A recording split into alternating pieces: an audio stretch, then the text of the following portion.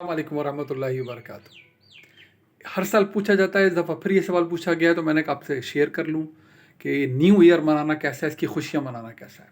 देश के दीनी एतबार से त्यौहार इस्लामी हो या सकाफ़ती त्यौहार हो, किसी मुल्क का भी हो, मुसलमान ने क्या करना है, उसने अपने हर त्यौहार में इस बात को लाजमी बनाना है, उसने अपनी रोज़ाना की ज़िंदगी में इस बात को लाजमी बनाना है, उसने अपने घर की तकरीबात में लाजमी बनाना है कि उसमें 5 चीज़ें किसी तरह नहीं रवा रखी जा सकती।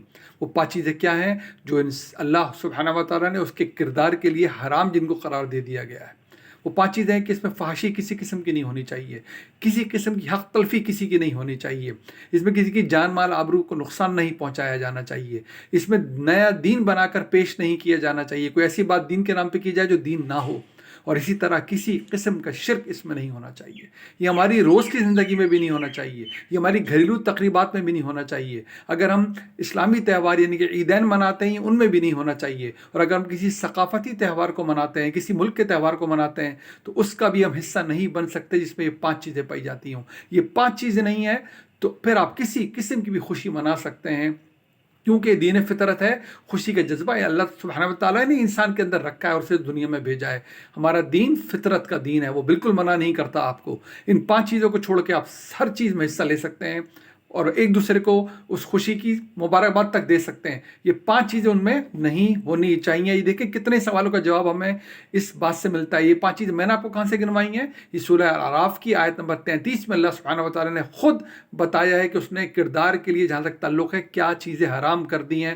ये जहाँ पाई जाएंगी, वो इस्लामी त्यौहार में ईद के नाम पे किया जाए, वो किसी भी तकरीब में किया जाए, वो जैसे मैंने अर्ज़ किया किसी भी सकाफ़त में किया जाए।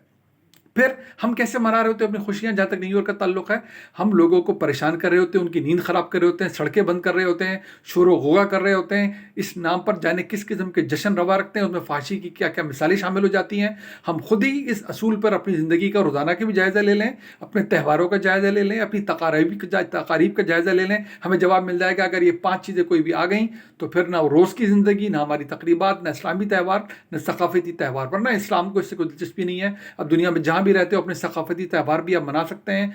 इस्लाम कल्चर के मुखालिफ नहीं होता, फिर कल्चर की तहज़ीब कर देता है। इस मौके पे एक रवायत पेश की जाती है, हमारे आम लोग भी पेश कर देते हैं और हमारे उलमा भी पेश कर देते हैं। बसत अदब दरख्वास्त है, वो रवायत का मुफहम बनता है कि नबी सल्लल्लाहु अलैहि वसल्लम से मंसूब किया जाता है कि जिसने गैरों की मुशाबियत की वो हम में से नहीं है। इस पर हमारे आम लोग भी और उलमाए कराम भी यहाँ तक चले जाते हैं कि कपड़ों को भी बीच में ले आते हैं, बुद व बाश को भी बीच में ले आते हैं, जाने किस किस चीज़ को बीच में ले आते हैं, त्यौहारों को भी बीच में ले आते हैं। देखें, बड़ी बार बार ये बात समझाई जा रही है कि रिवायतों को, अहादीस को पहले तो उनकी सनद जब चेक हो जाती है उसके बाद उनको कुरान की रोशनी में समझना चाहिए। कुरान ने पूरा कुरान भरा पड़ा है रसूलों की रोदात से। जब रसूलों के इनकारी हो जाते हैं लोग, ज़ाहिर रसूलों के साथ मखसूस है, रसूलों के ज़माने में जब उनके इनकारी हो जाते हैं तो फिर उनको लाजमी अलग अलग किया जाता है। जो नूह की कश्ती पे सवार हो गया वो अलग, जो पीछे रह गया अलग, जो लूत अलैहिस्सलाम के साथ निकल गया वो अलग, जो पीछे रह गए अलग। इसी तरह शुएब, सालेह, हूद, मूसा, ईसा, फिर अल्लाह के आखिरी रसूल जो इनके साथ आके खड़ा हो गया अलग, जो अलग हो गए पीछे रह गए उनकी शनाख्त अलग, क्योंकि इन पे अल्लाह का अजाब आना होता है। आखिरी रसूल सल्लम के ज़माने में अजाब सहाबा कराम के मुबारक हाथों से आया, उनकी तलवारों से आया। लाजमी था कि शनाख्त अलग अलग कर ली जाए कि कौन है जो अब रसूल का साथी है, कौन जो इनका मुखालिफ है। न बुदो बाश में एक जैसा नज़र आए, न रहन सहन में एक जैसा नज़र आए।